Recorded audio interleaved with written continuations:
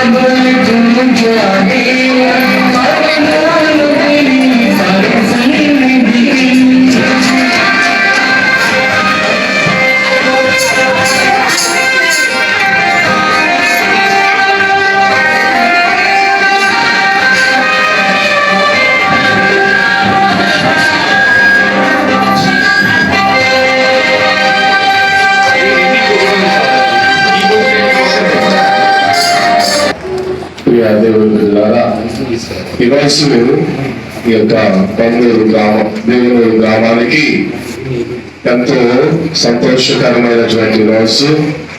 మరి దేవునికి కృతజ్ఞత వందన సమర్పణ.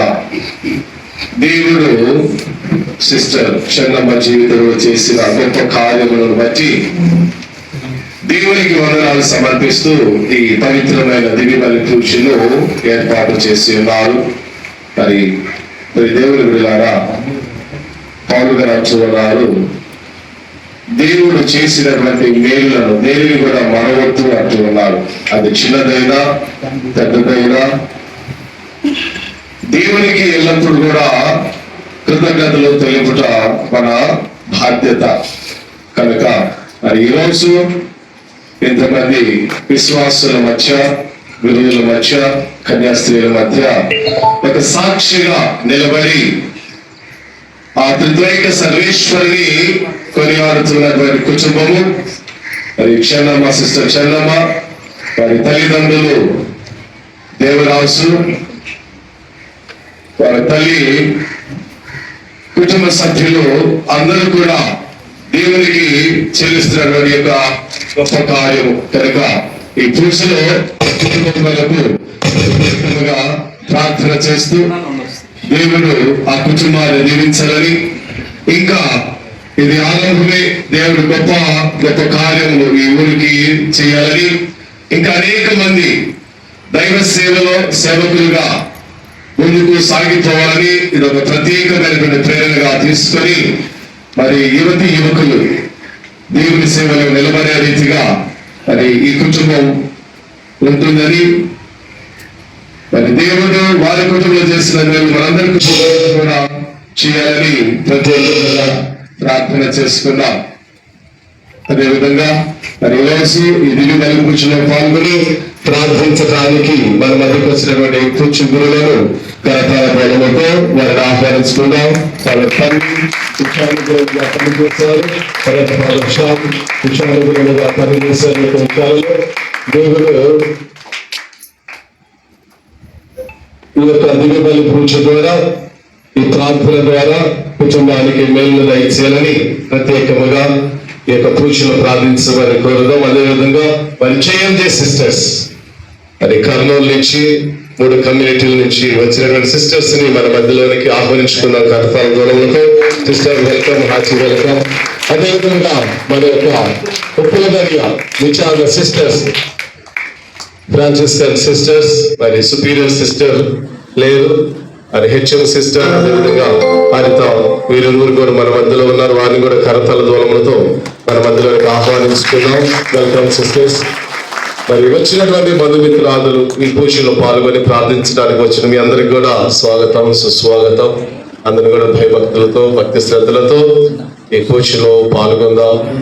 దేవుడు మనందరిని ఆశీర్వదించాలని పూజను సమర్పించడానికి వచ్చాం. అదేవిధంగా స్వాగత పలుకులు మరి కుటుంబం గురించి మరి క్లుప్తంగా ఫాదర్ తంబి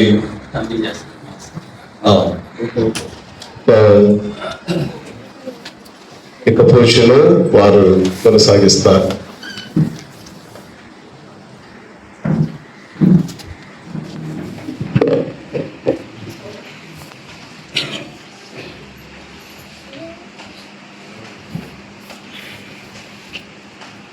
విధముగా మన విచారణ గురువుల యొక్క పలుకులతో పాటుగా మధ్య జీవితానికి తనను తాను దేవునికి సమర్పించుకొని ఈనాడు దేవుని ముందు కృతజ్ఞతలు చెల్లిస్తూ ఉన్నటువంటి సిస్టర్ చిన్నమ్మ గారితో పాటుగా మనందరం కూడా దేవునికి ఈ పూజ బలలో కృతజ్ఞతలు చెల్లిస్తూ ఆ కుటుంబాన్ని, తల్లిదండ్రులను, బంధుమిత్రాదులను మన గ్రామమును కూడా దీవించమని అందరం కూడా భక్తితో ఈ పూజ బలలో ప్రార్థించుదాం. పితా పుత్ర పవిత్రాత్మ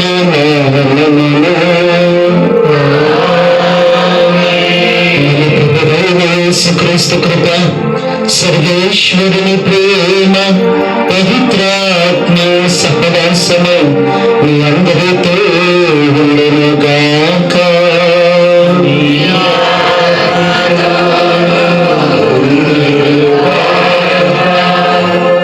ప్రభు క్రీస్తులో ప్రియ సహోదరి సహోదరులారా, చెన్నమ్మ వాళ్ళ ఇంటి పేరు పల్లె చెన్నమ్మ. వాళ్ళ తల్లిదండ్రులు దేవరాజు మరియు జయమ్మ. దేవరాజు ఎంత సౌమ్యుడు, ఎంత ఉత్తముడు, ఎంత మంచివాడు. చెన్నమ్మ కూడా అలాగే చాలా మంచిది. ఒక పల్లెటూరు ఒక పాప ఎంత వినయంగా, ఎంత సౌమ్యంగా, ఎంతగా ఉంటుందో అలా ఒక ఇన్నోసెంట్. సో అలాగా వీరి తల్లిదండ్రులు జయమ్మ ఎక్కడ జయమ్మ ఉందా? జయమ్మ చక్కని స్మైల్ ఇస్తుంది. అంటే ఆ తల్లిదండ్రుల యొక్క సుగుణాలను పొదికి పుచ్చుకొని మరి జన్మించినటువంటి యవనస్తురాలు మరి తన జీవితాన్ని దేవునికి అర్పించుకున్నది. ఈమె 1999 జనవరి 1 జన్మించింది. ఈమె విద్యాభ్యాసము 1 నుండి 7 వరకు ఉప్పల్నడిలో స్కూల్లో చదువుకున్న తర్వాత 8, 10 సెయింట్ జోసెఫ్స్ జేఎంజీ సిస్టర్స్ దగ్గర చదువుకున్నది. అక్కడే ఈమెకు ఈ యొక్క దైవ పిలుపు అనేటువంటి ఆ బీజము అక్కడే అమ్మగారు బాగా నిన్ను ప్రేమించి మంచిగా దేవుని భయములో పెంచారు. కాబట్టి దేవుడు మరి ఈ రకంగా నేను పిలుచుకున్నారు. తర్వాత ఇంటర్మీడియట్ హైదరాబాద్లో, ఎక్కడ కర్నూలులో సిస్టర్ల దగ్గర. అలాగా వారికి ఉన్నటువంటి ఆ బంధం ఆ సిస్టర్ల దగ్గర. మన ఊరు నుంచి కూడా చాలా మంది పిల్లలు జోస్న వీళ్ళంతా నేను ఇక్కడ ఉన్నప్పుడు జేఎంజీ సిస్టర్ల దగ్గరికి పంపించేవాడిని. సిస్టర్ కావాలని జోస్న నీకు. అలాగా ఆ శిష్యుల దగ్గర పెరగటం వల్ల వాళ్ళ బోధన, వారి సేవాభావం, వారి జీవిత విధానం ఇవన్నీ కూడా ప్రేరేపిస్తాయి మనల్ని. మన జీవితంలో ఎప్పుడో ఒకప్పుడు ఎవరో ఒకరు ఏదో రీతిగానే ప్రేరేపిస్తూ ఉంటారు. అలాంటి ప్రేరణ పొందినటువంటి యవనస్తురాలే సిస్టర్ చెన్నమ్మ. నీ ఫస్ట్ ప్రొఫెషన్ అప్పుడు నేను చెన్నమ్మను చిన్నమ్మగా మార్చాను. నువ్వు ఇంకా చిన్నమ్మగానే ఉన్నావు, చెన్నమ్మ. కాబట్టి కృతజ్ఞత తెలుపుతూ ఉంది. దేవుడు వారి యొక్క చదువుల్లో, ఈ యొక్క ప్రయాణములో, మరి ఈ యొక్క ఫైనల్ ప్రొఫెషన్ తీసుకొని సంపూర్ణంగా తన జీవితాన్ని దేవునికి సమర్పించుకొని, మరి కుటుంబంతో, ఈ గ్రామస్తుల సంఘమంతటితో కలిసి ఆత్మీయులతో దేవుణ్ణి స్తుతించేటువంటి ఒక గొప్ప సందర్భం. కాబట్టి తెస్సలోనికి సంఘానికి రాసిన లేఖలో పౌలు ఒక మాట అంటాడు, అన్ని విషయములందు సంతోషంగా ఉండండి, కృతజ్ఞతలు ఉండండి, యేసు క్రీస్తునందు దేవుడు మీ నుండి ఆశించేది ఇదే. ఏం ఆశిస్తాడు దేవుడు మన నుంచి? కృతజ్ఞత కలిగి జీవించుదాం. కాబట్టి ఈ జీవితానికి, ఈ దైవ పలుకుకు, ఈ అంతస్తులో నీవు ప్రతి దినము కృతజ్ఞత కలిగి జీవించాలి. నిన్ను పిలిచినటువంటి దేవుడు నమ్మదగిన వాడు, విశ్వసనీయుడు. కాబట్టి ఆ దేవునికి యథార్థవంతంగా, నీతిమంతంగా, నమ్మకంగా ఒక సజీవమైనటువంటి సాక్షిగా నీ జీవితం ఉండాలి. నీ తోబుట్టువులు ఎంతమంది నీకు తోబుట్టు? ముగ్గురు. మీరు మొత్తం ముగ్గురు కదా. గ్లోరీ, దేవరాణి వచ్చారా వాళ్ళు కూడా? సో వాళ్ళందరూ ఇక్కడ ఉన్నారు. మరి దేవుడు ముగ్గురులో నిన్ను ఎన్నుకున్నాడు, చాలా సంతోషం. అలాగా రాత్రి బస్సులో నేను తండ్రి ఫాదర్ మాట్లాడుకుంటూ వస్తున్నప్పుడు అడిగాను, తమ్మి నువ్వు వొకేషన్ ప్రమోటర్ చిన్నమ్మకు అని అడిగితే, తండ్రి ఫాదర్ ఏమో నాకు గుర్తు లేదన్నాడు. ఇడికి రాగానే చిన్నమ్మని అడిగా, ఎవరిని వొకేషన్ ఎవరంటే ఇక్కడ చూపిస్తుంది తండ్రి ఫాదర్ కదా. సో వొకేషన్ ప్రమోటర్గా తండ్రి ఫాదర్ విచారణ గురువు నడిపించేటువంటి విధానము, గైడెన్స్ చాలా ముఖ్యము. కాబట్టి తండ్రి ఫాదరు ఫస్ట్ ప్రొఫెషన్కు నేనున్న, ఫైనల్ ప్రొఫెషన్కి తండ్రి ఫాదరు ఇక్కడ ఉంటున్నారు. చాలా సంతోషం. అలాగా మనందరము ప్రార్థించేటువంటి బిడ్డలుగా ఉన్నాం. దేవుడు అంటాడు, ఆకాశము నా సింహాసనము, భూమి నా పాదపీఠము, ఈ లోకములోని సర్వాన్ని సృజించింది నేను. ఆయన అన్ని చేసినప్పుడు నువ్వు ఇచ్చేదేంటి? నీ వెండి బంగారు, నీ కానుకలు, అవన్నీ కూడా ఒకటే దేవుడు కోరుకున్నది. కృతజ్ఞత కలిగి ఉండండి. అదే పౌలు చెప్పాడు. ఏ పరిస్థితి అయినా సరే, కష్టం వచ్చినా, ఒక శ్రమ నుంచి దేవుడు నీకేదో నేర్పించాలంట. కష్టం వచ్చినప్పుడు కృంగిపోకూడదు. బైబిల్లో వాక్యం ఉంటుంది, శ్రమ దినమున నీవు కృంగిన ఎడల చేతగాని వానిపోతుంది. వాక్యం అంటే శ్రమలో కూడా దేవుడు ఒక మంచిని మనకు నేర్పిస్తాడు. అందుకే సామెత గ్రంథంలో ఇంకో మాట అంటాడు, దేవుడు దుష్టుని శిక్షించినప్పుడు కూడా ఆయన ఉద్దేశం వ్యర్థం కాదు. ఒక దుష్టుణ్ణి ఆయన శిక్షించినప్పుడు దేవుని ఉద్దేశము వ్యర్థం కాదు. ఎందుకంటే దేవుడు దాని నుంచి ఏదో నేర్పించాలా, ఏదో ఒక సాక్షిగా నిలబెట్టాలా అనుకుంటాడు. కాబట్టి దైవ పిలుపు క్రైస్తవ జీవితంలో ఒక ప్రత్యేకమైనది, ఒక అంతస్తు కలిగినటువంటి జీవితం. అనేక మందికి దీవెనకరంగా, ఆశీర్వాదకరంగా నీ జీవితం ఉండాలి. అందుకే దేవుడు నేను సాక్షిగా ఈరోజు సంఘం ముందు నిలబెడుతూ ఉన్నాడు. ఆ గొప్ప అంతస్తులో, ఆ యొక్క పిలుపులో పరిపూర్ణంగా నేను జీవితానికి సమర్పించుకో. మరి దేవుని నామానికి మహిమకరంగా, అనేక మందికి ఆశీర్వాదకరంగా ఉండాలని మేమంతా కూడా ప్రార్థిస్తూ మరి మీ కుటుంబాన్ని దేవునికి సమర్పిస్తున్నాం. అలాగే మీకు తర్ఫీదు ఇచ్చినటువంటి జేఎంజే సంస్థ వరకు ప్రత్యేక విధంగా ప్రార్థన చేస్తున్నాం. ఈ గ్రామం నుంచి నిన్ను ఒక మలిచావు, నీ ఒక శిల్పాన్ని అయితే ఈ శిల్పాన్ని ఆ పెద్దమ్మ గారు అన్నారు, ఆమె నా శిష్యురాలు, నా విద్యార్థి అని చెప్తూ ఉంది, ఆమె విన్నా నేను. సో అలాగా ఎంతో మంది సిస్టర్స్ నీ జీవితాన్ని మలచిన వారుగా ఉంటున్నారు. ఎంతో మంది టీచర్స్ నీ యొక్క వారి యొక్క బోధన ద్వారా నీ జీవితాన్ని మలచినగా ఉంటున్నారు. ఎంతో మంది పెద్దలు వారి యొక్క విశ్వాస జీవితం ద్వారా నీకు ఒక మాదిరికరంగా ఉంటున్నారు. ఈ గ్రామంలో 11:30కు నేను పూజకు వచ్చినప్పుడు అందరూ వచ్చేవాళ్ళు. పూజ ప్రారంభించినప్పుడు ఒక చిన్న బిడ్డ వచ్చి ఆడికి రాగానే ఆ దాల్బంద్రానికి కడపమానికి వంగి దండం పెట్టుకొని లోపలికి ప్రవేశించింది. అది ఇప్పటికి కూడా మనం చెప్పాను కదా మీ ఊర్లో అన్ని పర్వతాల విషయాల్లో కూడా ప్రసంగం చెప్తే మాట చెప్పాను. ఎందుకంటే ఎక్కడ నేర్చుకుంది ఈ చంటి బిడ్డ అంటే అది ఇక్కడ తల్లిదండ్రులు, పెద్దలు, మీరు మిమ్మల్ని చూసి నేర్చుకుంది. అందుకనే మన బిడ్డలు మనం చూసి నేర్చుకుంటారు. మన విశ్వాసం, మన జీవితం మనతోనే గతించిపోదు. మనం చూపేటువంటి ఈ యొక్క సాక్ష్యకరమైనటువంటి జీవితము, మార్గదర్శన విశ్వాసము మన జీవితంలో మన బిడ్డల యొక్క జీవితంలో ఎంతో ప్రభావాన్ని చూపుతుంది. అలాగా నీ జీవితాన్ని ప్రభావితం చేసినటువంటి వారిని, ప్రేరణ కలిగించినటువంటి వారిని, నీకు బోధించినటువంటి వారిని, నీతో కలిసి నడిచినటువంటి వారిని, నీకు భరోసా ఇచ్చినటువంటి వారిని, తరఫించినటువంటి మీ సంస్థను వారందరినీ కూడా జ్ఞాపకం చేసుకుంటూ వారందరికీ దేవుడు మంచి ఆరోగ్యమును, ఆయుష్ను దయచేయాలని కృతజ్ఞతాస్తులుగా ఈ యొక్క దివ్య బలి పూజ అర్పిస్తుంది. ఈ పరమ పవిత్రమైన పూజ బలిని యోగ్యముగా పాల్గొనందు మనము తెలిసి తెలియక చేసిన ప్రతి తప్పిదమును క్షమించమని ఆ దేవుని యొక్క మన్నింపును శరణమును కోరుకుందుము.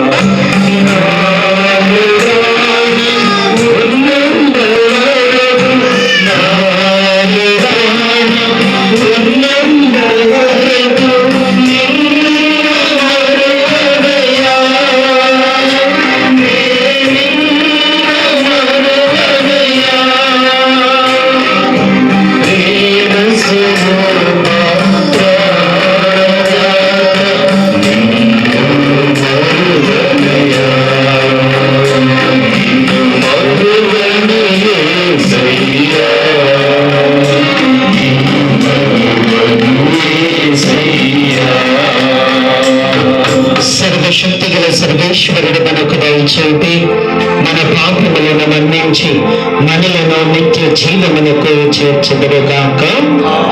ప్రభువాదై చూపును, క్రీస్తువాదై చూపును, ప్రభువాదై చూపును.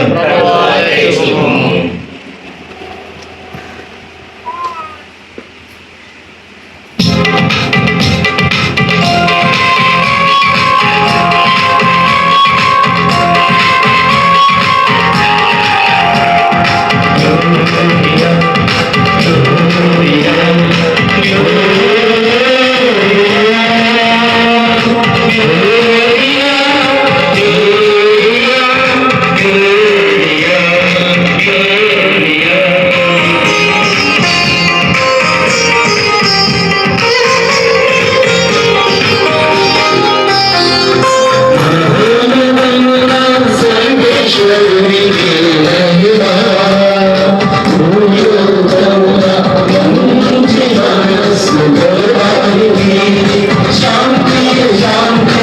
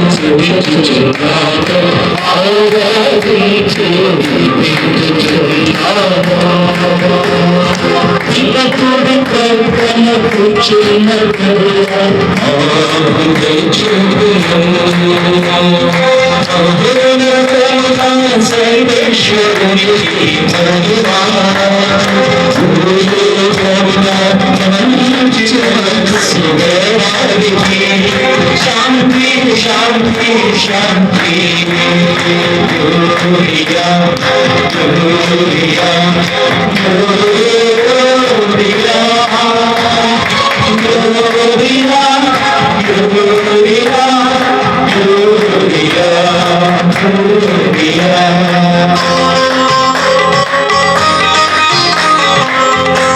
రోగములు చెల్లించు పాలించు మా ప్రభువున మీ కుమారుడనైన యేసుక్రీస్తు ద్వారా ఈ మనవి చేయుచున్నాము.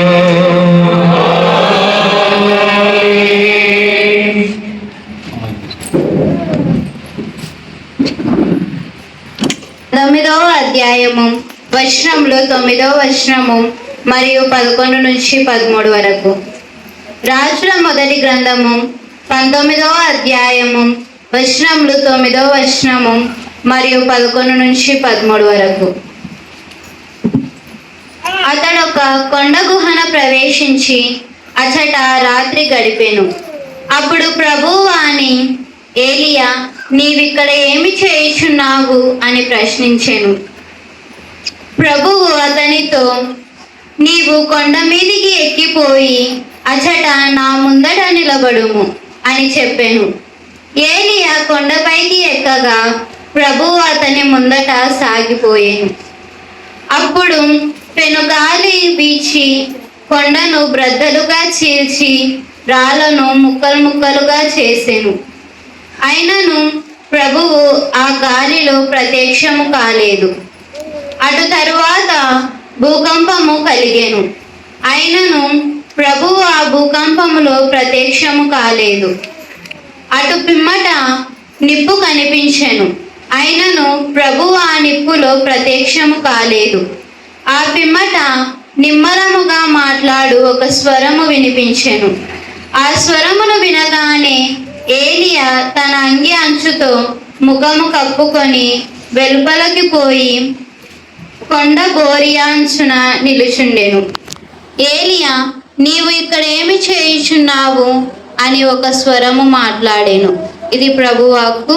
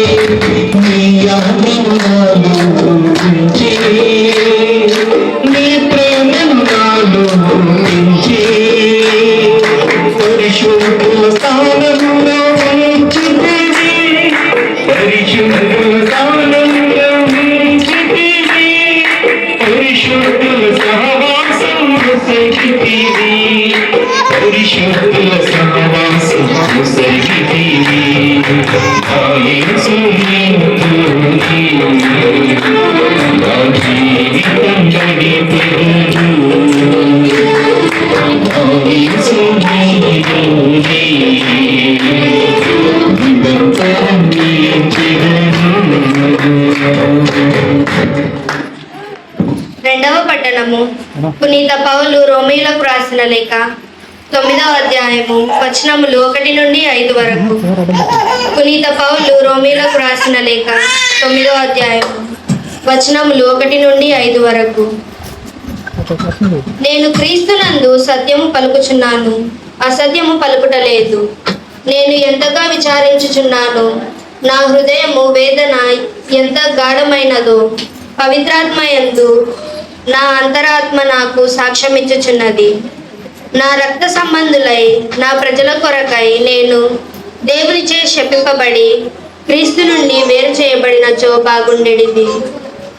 దేవుడు ఎన్నుకొని నా ఇశ్రాయేలు ప్రజలు వారే. ఆయన వారిని తన పుత్రులుగా చేసుకొని తన మహిమను వారితో పంచుకొనెను. వారితో నిబంధనలు చేసుకొని వారికి ధర్మశాస్త్రము నొసగెను. నిజమైన ఆరాధన వారిదే. దేవుని వాగ్దానములను పొందినది వారే. వారు మన పితరుల వంశీయులే. క్రీస్తు మానవరీత్యా వారి జాతి వాడే. సమస్తమునకు ఏలికయగు దేవుడు సదా స్తుతింపబడును గాక. ఆమేన్. ఇది ప్రభు వాక్కు. సర్వేశ్వరునికి వందనములు.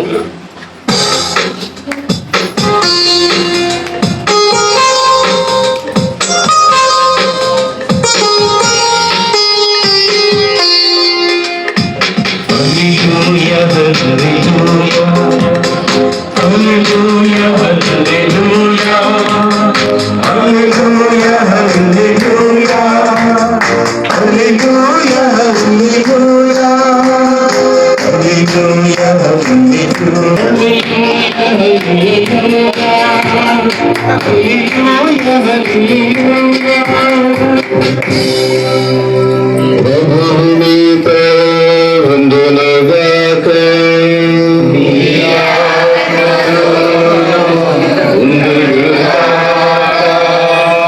పునీత మార్కు రాసిన పవిత్ర సువిశేషములోని భాగము.